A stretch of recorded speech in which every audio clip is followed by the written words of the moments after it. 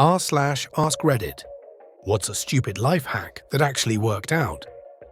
Moved to another state and wanted to attend the state university, you had to live in state for a year before they would consider you a resident. The tuition was a lot more for non-residents. I read the fine print, and it said if you own a business, you would be considered a resident immediately. I got a business license for my new business, Green Thumbs Landscaping Company, mowed my neighbor's lawns, and saved a ton. Yes, it's called a non-resident fee. They charged me $8,000 to be a full-time student for each semester when I was studying in Boise as an international student. That's $16,000 for a year. I am sure they charge a lot more than that in California and Washington. Pat yourself on the back, pal. You really saved a ton. I was trying to be more positive in general, so I began small, simply complimenting every Ford Transit van I drive past.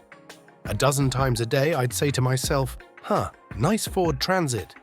I picked that car because of a Jeremy Clarkson Top Gear joke years ago. Since then, I found myself quicker to compliment others and finding more positivity in the mundane. If you look for the light, you can often find it. But if you look for the dark, that is all you will ever see. Uncle Iroh. I used to jokingly put myself down until the day I realized I had started believing it. I immediately started telling myself, wait, duck you, you're not an idiot, you're actually smart. Or whatever I had immediately started insulting myself with. It works. I regained my confidence. Never say something to yourself that you wouldn't say to someone else. That's how I remember it. Yep, I had a coach who used to say, talk to yourself like you're someone you love, when we would talk down about ourselves. Also, treat your body like it belongs to someone you love, as far as eating healthy, stretching, etc. Both of those stuck with me. Okay, this might sound silly. I call myself baby girl in my head, especially if I feel like berating myself. Come on, baby girl, it's time for bed. Long day tomorrow, V's. Come on, dumbass, get off your phone and go to bed. It also lets me feel more genuine cuz I can say it in a head-shaking way. Ooh, baby girl, why did we do that?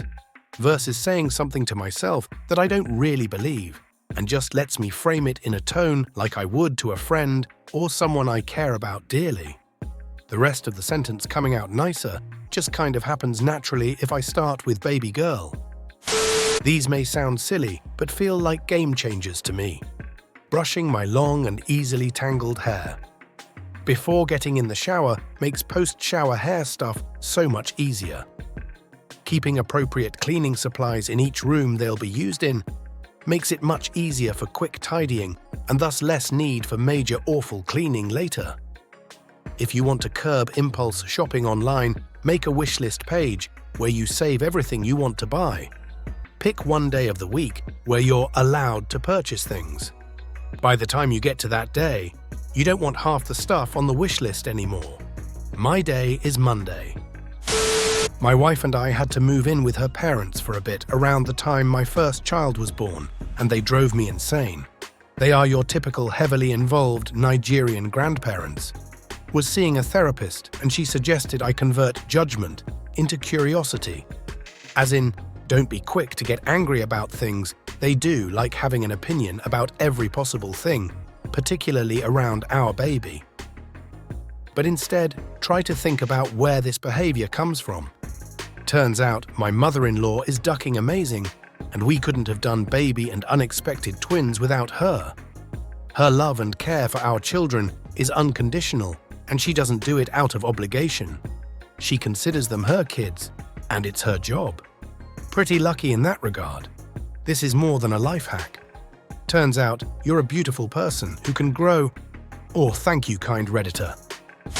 In the morning while showering or getting dressed, think about the things you are grateful for. It will help you start the day with a better mindset. No guarantee it will last, but it helps to start. You know how when you're thinking about buying a certain type of car, you start to see that type of car everywhere. That's because your brain tries to show you what you're focused on. So if you focus on what you're grateful for, you'll tend to see more things to be grateful for. It's a process, but consciously focusing on the positives will make you see more positive things. It won't make more positive things happen, but you won't pay as much attention to the small negatives. Your brain tends to plod along in the direction you last consciously pointed it. Aim true. Take 2 to 10 minutes to tidy up your home before you go to bed. The next morning, you'll feel way better not having to look at all the junk/things you still have to do. I do the same thing when I'm going to go on vacation. Clean up the house extra nice. When I get home, it is a pleasant surprise. This is something that stuck with me during childhood. My parents kept a decently clean/tidy, but lived in-house. And with 2 kids, there was always plenty of stuff everywhere. I distinctively recall coming home from a long trip with my dad and sister, arriving home to my mum, who returned ahead of us due to work, and a spanking clean house.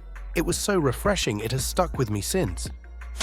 When you're trying to remember someone's name, think of a stupid mnemonic, even if it doesn't make sense.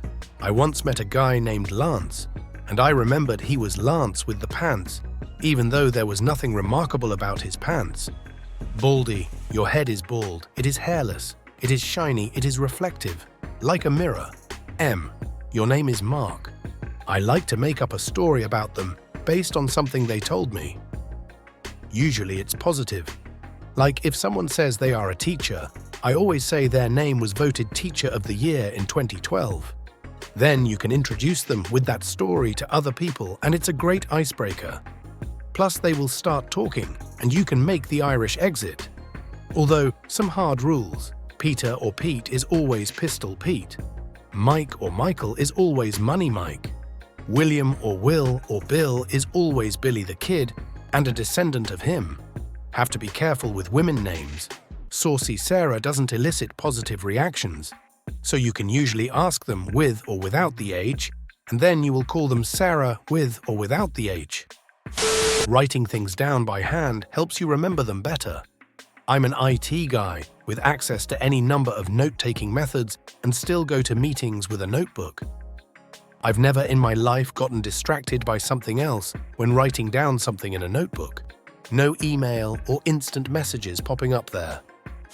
Everything in your house needs a home. Whatever your hands touch, put it away, not down. You can literally buy cake whenever you feel like it. It doesn't have to be an occasion or a birthday or anything. I had a roommate that introduced me to the idea that you could make bacon all by itself, anytime, just as a snack. Mind blown.